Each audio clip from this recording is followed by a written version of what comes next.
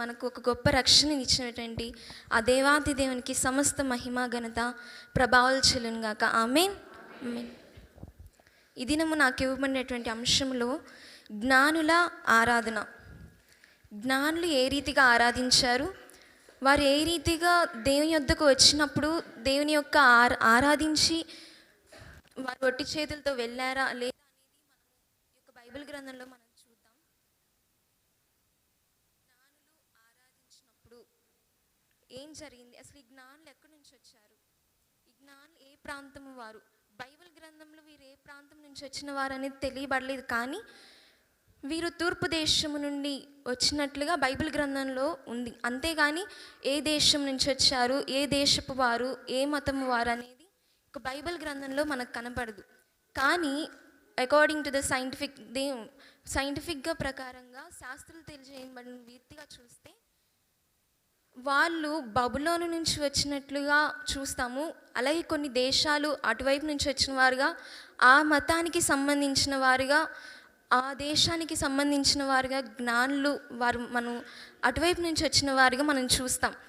కానీ వారు ఏ రీతిగా వచ్చినా కానీ వారు దేవుణ్ణి గొప్పగా ఆరాధించి వాళ్ళు తిరిగి వారి యొక్క ఊరికి వెళ్ళినట్టుగా మనం చూస్తాం.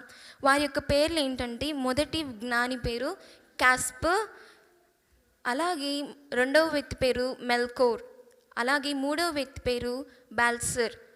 అదే రీతిగా మనం ఇప్పుడు చూస్తే జ్ఞానులు అంటే మనకు గుర్తుకొచ్చేది ఏంటంటే వారు మహాజ్ఞాని. They are knowledge by something. వారు ఏదో చదువుకున్నారు, ఓకే, దాన్ని బట్టి వీరు ఒక పొజిషన్లో ఉన్నారు. జ్ఞానులు మనం ఏ రీతిగా మనం ఆరాధిస్తాము, మనం జ్ఞానులు ఎంతో గొప్పవారు, వారు ఉన్నటువంటి స్థాయి ఎంతో గొప్పది. అంతేగాని దేవుణ్ణి ఒక చిన్న బాలుడిని వచ్చి వారు పూజించడం అంటే ఒక వారు ప్రవచించినటువంటి, వారు నమ్మినటువంటి ప్రవచనాలు కానీ, వారు విన్నటువంటి ఆ యొక్క యెషయా ప్రవక్త గారు చెప్పినటువంటి అనేక ప్రవచనాలు ఉన్నాయి. దేవుని యొక్క గ్రంథంలో ఇవ్వబడినటువంటి ప్రతి మాట ఒక్కటి కూడా ఒక్క పల్లైనా కానీ మీరకుండా ప్రతి ఒక్క మాట క్రొత్త నిబంధనలో నెరవేర్చబడినట్లుగా మనం చూస్తాం. ఇక్కడ మనం చూసినట్లయితే జ్ఞానుల ఆరాధన ఎంతో గొప్పది. వారు చేసినటువంటి ఆరాధన ఎలా ఉందంటే, వారు వచ్చి జస్ట్ బాలుని చూసి మేము జ్ఞానులము, వారి గొప్ప కోసం వారు రాలేదు, కానీ దేవుని, ఆ గొప్ప దేవుని స్తుతించుటకు, ఆయన ఆరాధించుటకు వారు వచ్చినట్లుగా మనం చూస్తాం. మొదటిగా వారు తెలియచేసినటువంటి ఒక గొప్ప మాట ఏంటంటే, మేము ఆయనను పూజించుటకు వచ్చితిమి. మనము దేవుని యొక్క మందిరానికి ఎందుకు వస్తాం? దేవుని ఆరాధించుటకు, దేవుని మహింపరచుటకు, ఆయన యొక్క వాక్యాన్ని విని ఆయన ఇచ్చినటువంటి మాటలు చెప్పున ఈ యొక్క బైబిల్ గ్రంథంలో దేవుడు మనకి ఏదైతే ఇచ్చాడో, ఏ మాట అయితే మనకి ఇచ్చాడో దాన్ని మనం అనుసరిస్తున్నామా లేదా అనేది పరీక్షించుకోవాలి. మత్తయి సువార్త 2వ అధ్యాయము 2వ వచనంలో మనకి ఈ రీతిగా వ్రాయబడి ఉన్నది. మత్తయి సువార్త 2వ అధ్యాయము 2వ వచనంలో, యూదా దేశపు ఇదిగో తూర్పు దేశపు జ్ఞానులు యెరూషలేమునకు వచ్చి మేము ఆయన నక్షత్రము చూచి ఆయనను పూజింప వచ్చితిమి. మనము దేవుని మందిరానికి వచ్చినప్పుడు మనం ఏ రీతిగా ఆయన స్తుతిస్తున్నాము, ఆత్మతోనూ సత్యముతోనూ ప్రతి ఒక్కరు దేవుని స్తుతించాలి. ఇది కంపల్సరీ. దేవుడు ఏం చెప్తున్నాడంటే, నీవు మామూలుగా వచ్చి దేవుని మందిరానికి వచ్చి జస్ట్ వాక్యం విని ఏదో సరదా కోసం వెళ్దాము అని వస్తే you are not going to gain the blessings from the God. దేవుని నుండి నువ్వు ఎప్పుడు ఇక ఆశీర్వాదాలు అనేవి నువ్వు పొందుకోవు. ఎందుకంటే నిజమైన ఆనందము నీవు ఆరాధించినప్పుడు, నిజమైన ఆనందము ఎప్పుడైతే నువ్వు పశ్చాత్తాపపడతావో, నిజమైనటువంటి ఆనందము ఎప్పుడైతే నువ్వు దేవుని వద్ద, దేవా నేను ఏమీ లేని దాను పాపిని, కానీ నీ వద్దకు వచ్చినప్పుడు నేను పరిశుద్ధ జీవితాన్ని జీవిస్తాను అని ఎప్పుడైతే నీవు వచ్చి దేవుని యొక్క మందిరంలో పశ్చాత్తాపడి ఆరాధిస్తావో, నీ యొక్క హృదయపూర్వకంగా ఆత్మతోనూ సత్యంతో నీవు ఎప్పుడైతే ఆరాధిస్తావో, దేవుడు నీ జీవితంలో గొప్ప కార్యాలు చేసేవాడిగా ఉన్నాడు. అదే రీతిగా నక్షత్రాన్ని మనం చూసినట్లయితే, నక్షత్రం ఉన్నప్పుడు ఆ యొక్క నక్షత్రాన్ని చాలామంది చూశారు. ఎంతో ప్రత్యేకంగా అది ఎంతో షైన్ అవుతూ ఉంది. కానీ చూసిన వారు కొంతమంది, ఎవరెవరు ఓన్లీ జ్ఞానులు మాత్రమే. ఎందుకంటే మనం జ్ఞానులు ఖగోళ శాస్త్రము చేసినటువంటి వారుగా మనకు తెలుస్తుంది. అంటే ఆస్ట్రానమీస్, అంటే ఆకాశంలో ఉన్నటువంటి నక్షత్రాలు, సూర్యుని గురించి వారు పరిశీలించేవారు. వాళ్ళు దాని గురించి తెలుసుకుని వారు అదే రీతిగా వీరు ఒక ప్రవచనం మీద వీరు నమ్మకంగా ఉన్నారు. ఏంటి? ఓకే, రాబో కాలంలో ఒక గొప్ప రాజు పుట్టబోతున్నాడు, ఒక గొప్ప నక్షత్రం పుట్టినప్పుడు ఒక గొప్ప రాజు, దేవాది దేవుడు, రాజులకు రాజు పుట్టబోతున్నాడని వారు విశ్వసించారు. మొదటిగా వారికి తెలీదు నక్షత్రం పుడుతుంది ఏమో, నిజంగానే పుడతారా, దేవుని కుమారుడు నిజంగానే అంత గొప్ప రాజు పుట్టబోతున్నాడు, రక్షకుడు పుట్టబోతున్నాడా అనేటువంటి సందేహం వారు పెట్టుకోలేదు. కానీ వారు విశ్వసించారు. మొదటిగా వారు విశ్వసించి ఆ యొక్క నక్షత్రాన్ని వారు వెంబడించారు. మనం చూసినట్లయితే ఆ యొక్క నక్షత్రం మొదటిగా వారు హేరోదు రాజు దగ్గరకు వచ్చి, యూదుల రాజు పుట్టిన వాడెక్కడ, మేము ఆయన కూడా పూజిస్తామని ఎప్పుడైతే చెప్పారో, అప్పుడు యూదా జ్ఞానులు ఏమన్నారంటే, మేము కూడా ఆయన యొద్దకు వెళ్ళి ఆయన పూజించడానికి వచ్చాము. కానీ వారికి తెలియదు ఈ యొక్క నక్షత్రం అని అక్కడి వరకు పంపిస్తుందా, నిజంగానే ఈ యొక్క నక్షత్రం ఆ యొక్క బాలుని యొద్దకు పంపిస్తుందా లేదా అనేది తెలుసుకుందాము అని వారు ఆ యొక్క నక్షత్రాన్ని వెంబడిగా దాన్ని చూస్తూ they have followed the star. దేవుని యొక్క గ్రంథంలో they have followed the star అని బైబిల్ గ్రంథంలో ఉంటుంది. అంటే వారు ఆ యొక్క నక్షత్రాన్ని వెంబడించి ఉన్నారు. అదే రీతిగా నక్షత్రం అనేది మన జీవితంలో ఏ రీతిగా సాదృశ్యంగా ఉందంటే వాక్యం అనేది దేవుడు మనకిచ్చాడు. ఈ యొక్క వాక్యాన్ని మనం అనుసరిస్తున్నామా? ఎప్పుడైతే ఈ యొక్క వాక్యాన్ని మనం వింటామో, ఎప్పుడైతే ఈ యొక్క వాక్యాన్ని మన జీవితంలో అన్వయించుకుంటామో, దేవుడు ఆయన యొద్దకు, ఆయన సమీపముగా ఆయన దగ్గరకు వెళ్ళినప్పుడు మనం ఏం చేస్తాము? దేవుని ఆరాధిస్తాము. వీరు జ్ఞానులు ఒకవేళ వేరే దారిలో వాళ్ళు వెళ్ళుంటే దేవుడిని కనుగొనగలరా? లేదు కదా. కానీ ఆ యొక్క నక్షత్రము దేవుడు అది ఇచ్చినటువంటి ఒక గొప్ప సైన్ అనమాట. దేవుడు ఆ యొక్క నక్షత్రాన్ని చూపించి మీరు ఈ దారిలో వెళ్ళండి. దేవుడు మనకు ఆల్రెడీ మన జీవితాలు అనేకమైనటువంటి మార్గాలు చూపిస్తాడు. కానీ మన యొక్క సొంత తెలివితేటల ద్వారా మనం ఏమీ పొందుకోలేం. ఎందుకంటే మనం ఏదో జ్ఞానులమని, మనకేదో అన్నీ తెలుసు, నా జీవితాన్ని నేనే సరిదిద్దుకోగలనేమోనని, నా యొక్క జీవితాన్ని నేనే బాగు చేసుకోగలనేమోనని మనం ఉంటాం. కానీ ఎప్పుడైతే ఒక బాలుడు చూడండి, ఒక క్యాండిల్ మీరు అక్కడ పెట్టినప్పుడు ఆ యొక్క బాలుడు ఏం చేస్తాడు? దాని దగ్గరికి వెళ్ళి అది కాల్చేదాకా, వాడికి అది ఆ నొప్పి తెలిసేదాకా దాని దగ్గరికి వెళ్ళి దాన్ని కదిలిస్తూ ఉంటాడు. ఎప్పుడైతే ఆ యొక్క నొప్పి తెలుస్తుందో మళ్ళీ దాని జోలికి వెళ్తాడా? వెళ్ళడు. అదే రీతిగా ఎప్పుడైతే దేవుని యొక్క మార్గంలో వెళ్ళినప్పుడు, మొదటిగా దేవుని మార్గాన్ని మనం ఎంచుకున్నప్పుడు మొదటిగా మనం దేవుని కార్యాలు చూస్తాం. అంతేకాని మొదటిగానే నా యొక్క సొంత ఆలోచనతో నేను ఉంటాను, నేను జీవిస్తాను, నా ఇష్టం వచ్చినట్టు జీవిస్తాను అంటే దేవుడు ఏమంటున్నాడంటే, నీ యొక్క మార్గము తప్పు మార్గము. నీ సొంత ఆలోచనతో నువ్వు వెళ్ళినట్లయితే నీవు ఏమవుతావు? నీ యొక్క జీవితంలో గొప్ప కార్యాలు అనేవి చూడం. మనం ఇక్కడ చూస్తే జ్ఞానులు ఆ యొక్క నక్షత్రాన్ని అనుసరించారు. ఆ యొక్క నక్షత్రం అనేది ఎంతగానో మెరిసింది, ఎంతగానో చాలా యునిక్యూగా ఉంది. అదే మార్గాన్ని దేవుడు మనకు కూడా చూపించినప్పుడు ఎంతో యునిక్యూగా, ఎంతో గొప్ప జీవితాన్ని మనకిస్తాడు, ఎంతో గొప్ప మార్గాన్ని మనకిస్తాడు. కానీ మనము దాన్ని నమ్మే వారంగా ఉన్నామా? లేదు. దేవుని యొక్క సొంత ఆలోచనలు, దేవుని యొక్క మాటలు వినకుండా మన యొక్క ఆలోచనలు వింటూ మన జీవితంలో ఏదో సాధించాలి, ఏదో చేయాలి అనుకుంటాం. కానీ విల్ నాట్ డూ ఇట్. కానీ దేవుడు ఏమంటున్నాడంటే, నా మార్గాన్ని విను, నా వాక్యాన్ని విను. నా వాక్కుని నీకు ఇచ్చాను కదా. దేవుడు నీకు వాక్యాన్ని ఇచ్చినప్పుడు నీవు దాన్ని అనుసరించడంలో సందేహం ఏమీ లేదు. బికాస్ దేవుడు మనకి ఏమి ఇచ్చాడంటే ఒక ఖచ్చితమైన వాక్యము. ఎందుకంటే దేవుడు ఆ యొక్క వాక్యంలో ఎప్పుడైతే వాక్యాన్ని వింటావో, ఆ యొక్క వాక్యాన్ని నువ్వు అనుసరిస్తావో, దేవుడు నీ యొక్క జీవితంలో ఖచ్చితంగా ఆయన గొప్ప కార్యాలు చేస్తాడు. అదే రీతిగా మనం చూస్తే యేసును నిజంగా మనం వెతికితే, మన పూర్ణ హృదయంతో వెతికినప్పుడు ఆయన మనకు సమీపంగా ఉంటాడు.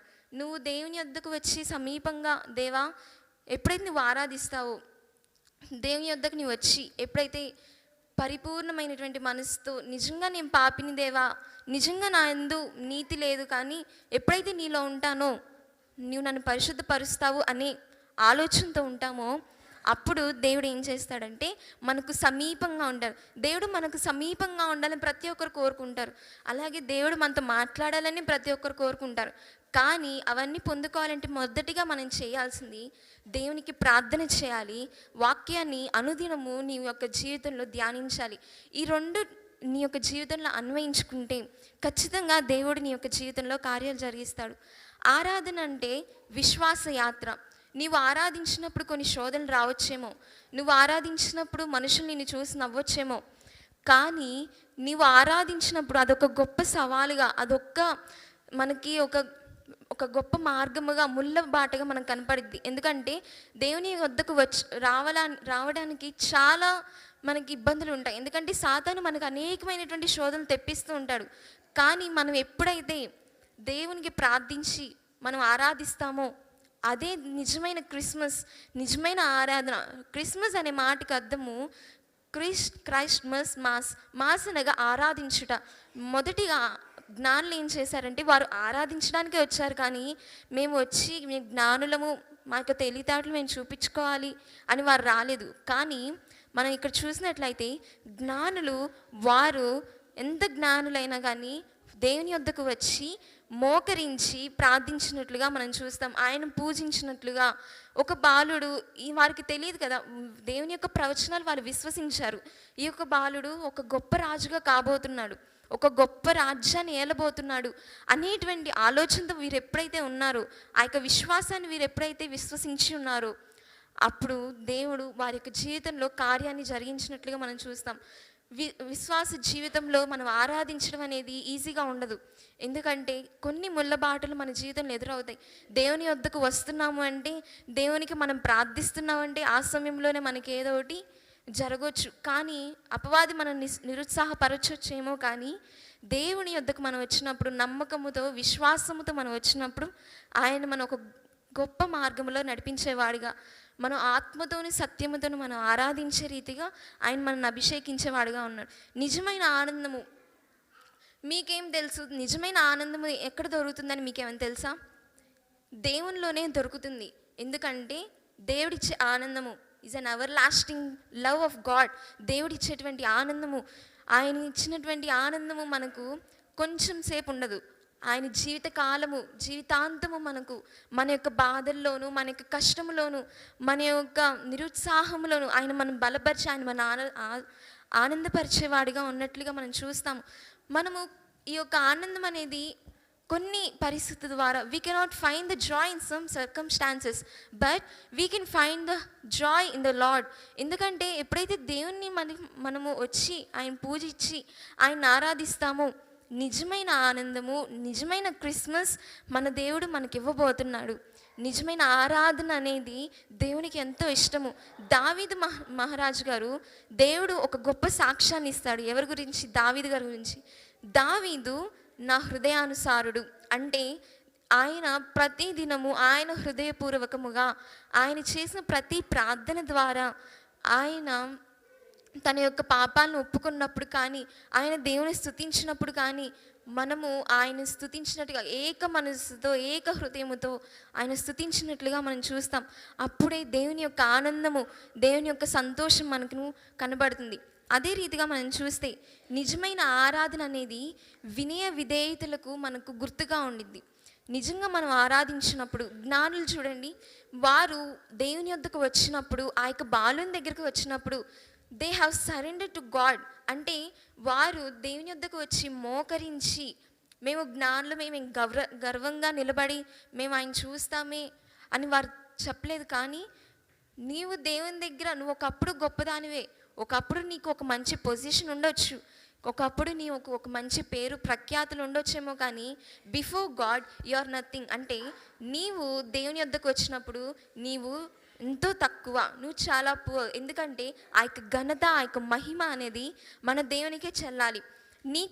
నాకు ఇంత బ్యాక్గ్రౌండ్ ఉంది, నాకు ఇంతమంది రిలేటివ్స్ ఉన్నారు, ఇంతమంది ఫ్రెండ్స్ ఉన్నారు అన్నా కానీ నేను ఎందుకు ఈయన వచ్చి స్తుతించాలి, నేను ఎందుకు వీరిని వచ్చి మాట్లాడాలి, ఎందుకు దైవ సేవకుల యొక్క మాటను నేను వినాలి, నేనే జ్ఞానిని కదా అని అనుకోవచ్చు. అనేక మంది తమ యొక్క సొంత ఆలోచనతో, తమ యొక్క సొంత ప్రవర్తనలతో దేవుని యొక్క వాక్యాన్ని విడిచిపెట్టి ఎప్పుడైతే వెళ్తారో నిజమైన ఆనందము, నిజమైన క్రిస్మస్ అనేది మన జీవితంలో ఉండదు. కానీ దేవుడు క్రిస్మస్ అనేది మనం ఒక్కరోజే జరుపుకుంటామా? ఈ యొక్క మాట అనేది ప్రతి ఆదివారం, మనం పెట్టుకునే ప్రతి ఆరాధనలోనూ దేవుని జ్ఞాపకం చేసుకుంటాం. ఆయన మనకు పుట్టాడు అని, ఆయన మన కొరకు ప్రాణం పెట్టాడని, ఆయన మనకు ఒక గొప్ప రక్షణ ఇచ్చాడని మనం ప్రతి దినము, ప్రతి క్షణం మనము ఆయన జ్ఞాపకం చేసుకుంటూ ఉంటాం. కాబట్టి మత్తయి సువార్త 2వ అధ్యాయము 11వ వచనం మనం చూస్తే, మత్తయి సువార్త 2వ అధ్యాయము 11వ వచనం మనం చూసినట్లయితే,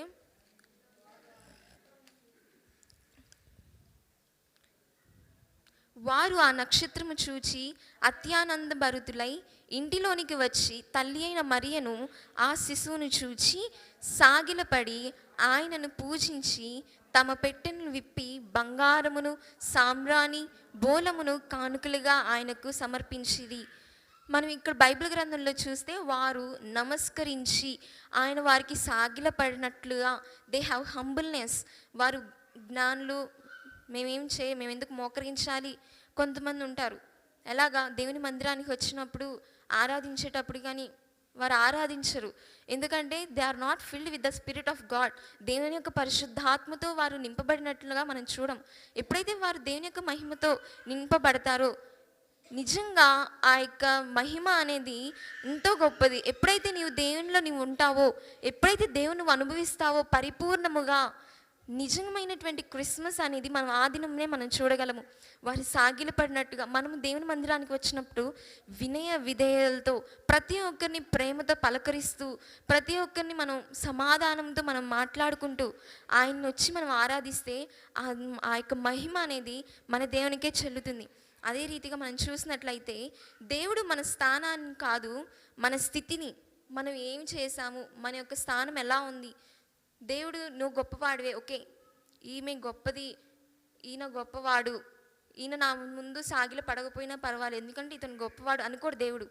బికాస్ నువ్వు దేవుని వద్దకు వచ్చినప్పుడు యు ఆర్ నథింగ్, నీకేం లేదు, నీకే పవర్స్ లేవు. ఎందుకంటే సమస్తము నీకు కలిగిన దాంట్లో సమస్తం ఆయన ఇచ్చినదే. ఎందుకంటే ఆయన లేకుండా ఏమీ నువ్వు సాధించలేవు. ఎప్పుడైనా మీరు సాధించగలిగారా? దేవుని లేకుండా, దేవుని యొక్క మహిమ లేకుండా మనం ప్రతి విషయంలో ప్రతి క్షణం మనం ప్రార్థిస్తూ ఉంటాం. ఎందుకు? అది మనకు అవసరం వచ్చినప్పుడే. మళ్ళీ అది కూడా దేవా నువ్వు నాకు తోడుగా ఉండు, మన యొక్క ఎగ్జామ్స్ విషయంలో అప్పుడే మనం బాగా స్ట్రాంగ్గా ఉంటాం. దేవుని ఓకే నేను బాగా ప్రేయర్ చేయాలి, దేవుని అందు భయభక్తులు కలిగి ఉండాలి అనుకుంటాం. కానీ తర్వాత ఎప్పుడైతే ఆ యొక్క కార్యం జరిగి, ఆ యొక్క గొప్ప అద్భుతం నీ జీవితంలో జరిగిన తర్వాత యూ హ్యావ్ ఫర్గోటెన్ ద గాడ్, దేవుని నువ్వు మర్చిపోయావు. మళ్ళీ నువ్వు వచ్చి దేవుని ఆరాధిస్తున్నావా? దేవుని నువ్వు ఆరాధించట్లేదు. ఎందుకంటే పరిశుద్ధాత్మ నీ నుండి వెళ్ళిపోయింది. మనం ఈ బైబిల్ గ్రంథం చూస్తే సౌలు నుంచి దురాత్మ ప్రవేశించింది. ఎప్పుడు? దేవుని యొక్క ఆత్మ ఎప్పుడైతే సౌలు విడిచిపెట్టిందో, ఎప్పుడైతే దేవుడి నుంచి అతను దూరంగా, దేవునికి వ్యతిరేకంగా ఎప్పుడైతే అతను నిలబడ్డాడో, అప్పుడు దురాత్మ అనేది సౌలును తాకిందనమాట. సౌలు అప్పుడు దావీదును చంపాలనే ఆశతో ఎప్పుడైతే ఉన్నాడో, అదే రీతిగా మనం చూస్తాము.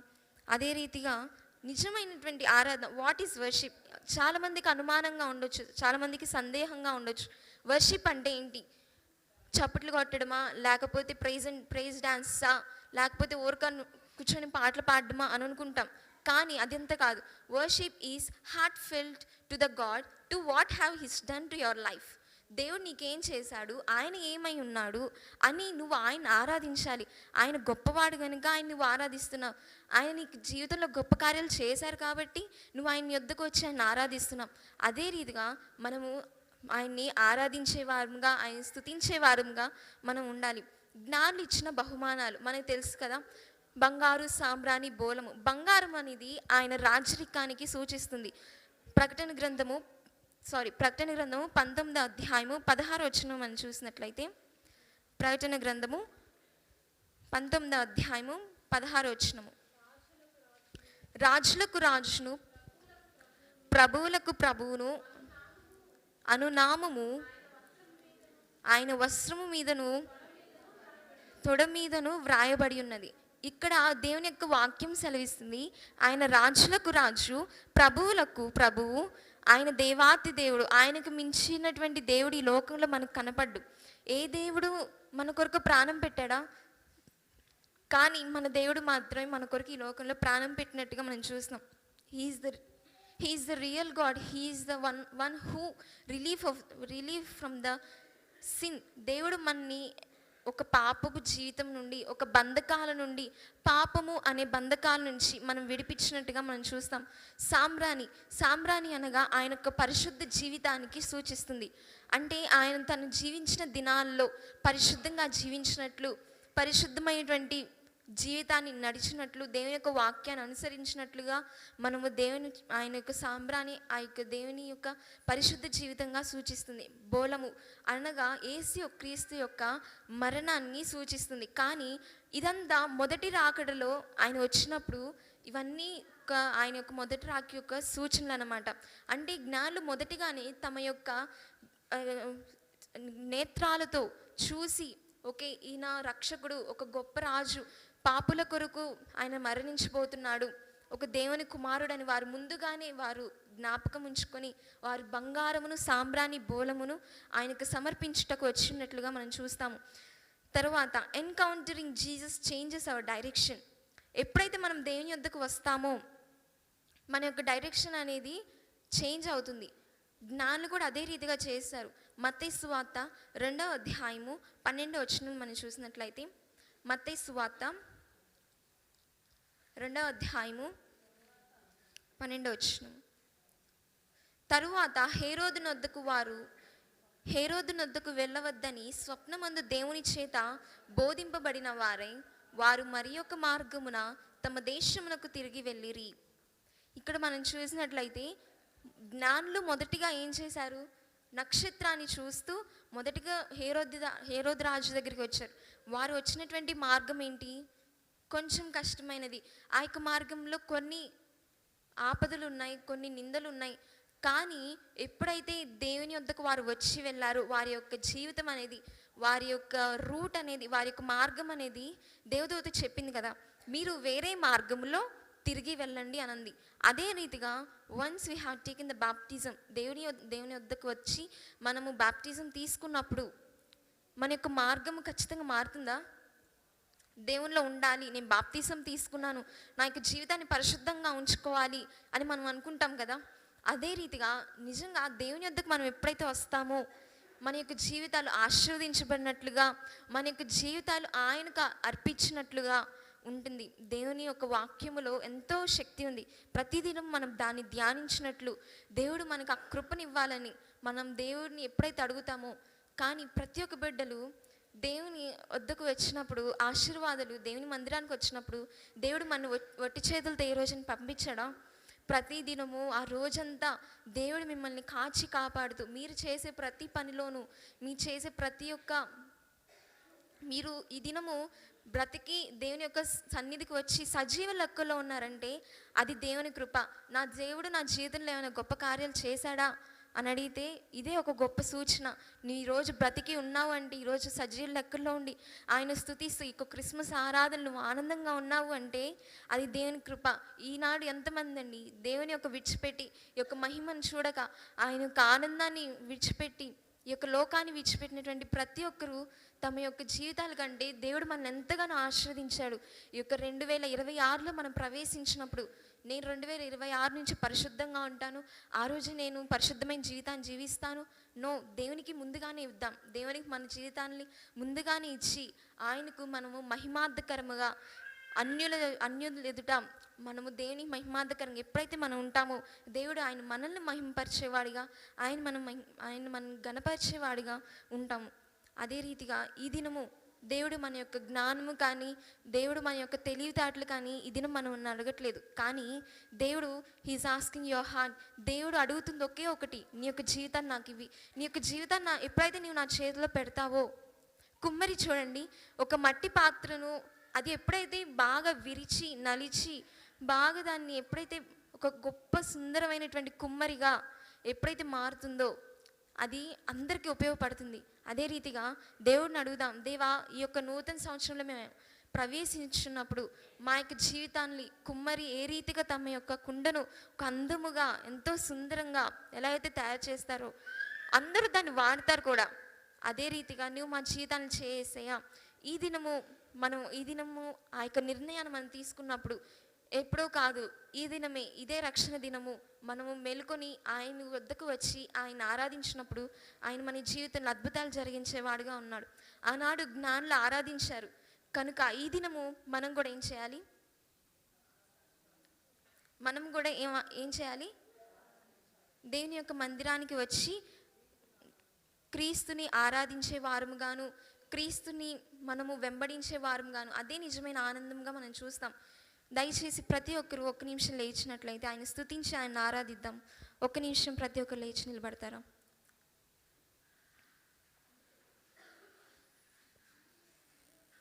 ఆత్మతోనూ సత్యముతోనూ మనం ఆయన ఆరాధించినప్పుడు ఆయన యొక్క పరిశుద్ధాత్మ అనేది మనకు కనపడుతుంది.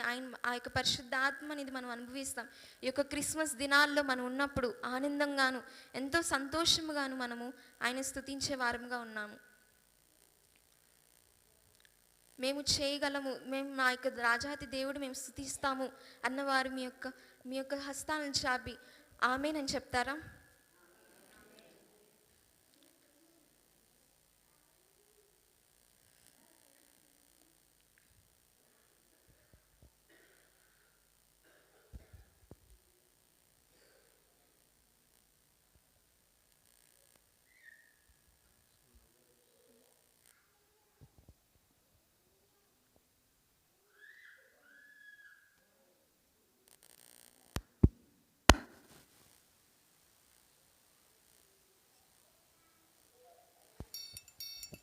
అందరం చప్పట్లు కొడుతూ ఆయన స్తుతిద్దాం.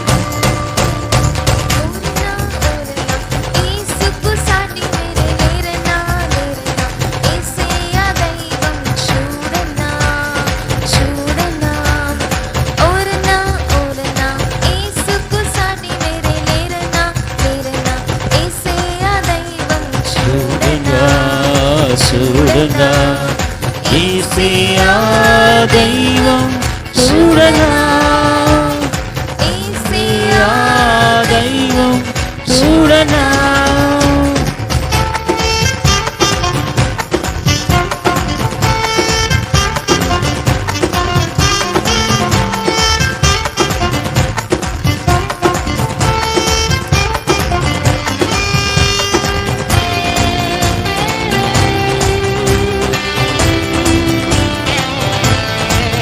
స్తోత్రం హల్లెలూయా.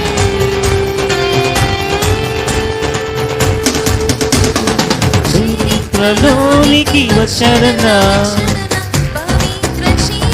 తెచ్చాడన్నా చరిత్రలోనికి వచ్చాడన్నా పవిత్ర జీవం తెచ్చాడన్నా అద్వితీయుడు ఆది దేవుడు ఆదరించును ఆదుకును అద్వితీయుడు ఆది దేవుడు ఆదరించును ఆదుకును ఓరన్నా ఓరన్నా యేసుకు సాటి లేరన్నా యేసయ్యా దైవం చూడన్నా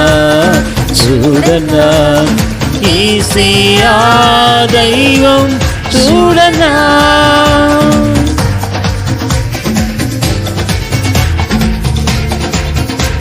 One is enough. స్తోత్రం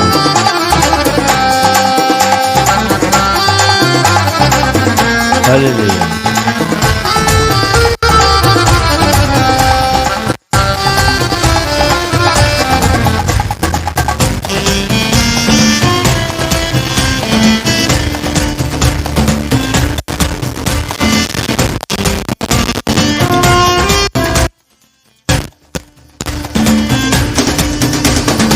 పరమును విడచి వచ్చాడన్న వచ్చాడన్న పరమును విడచి వచ్చాడన్న వచ్చాడన్న నరులలో నరుడై పుట్టాడన్న పుట్టాడన్న పరిశుద్ధుడు పావనుడు ప్రేమించెను ప్రాణమిచ్చెను పరిశుద్ధుడు పావనుడు ప్రేమించెను ప్రాణమిచ్చెను ఓరన్నా ఓరన్నా యేసుకు సాటి వీరి లేరన్నా లేరన్నా యేసయ్య దైవం చూడన్నా చూడన్నా యేసయ్య దైవం చూడన్నా అన్నావు.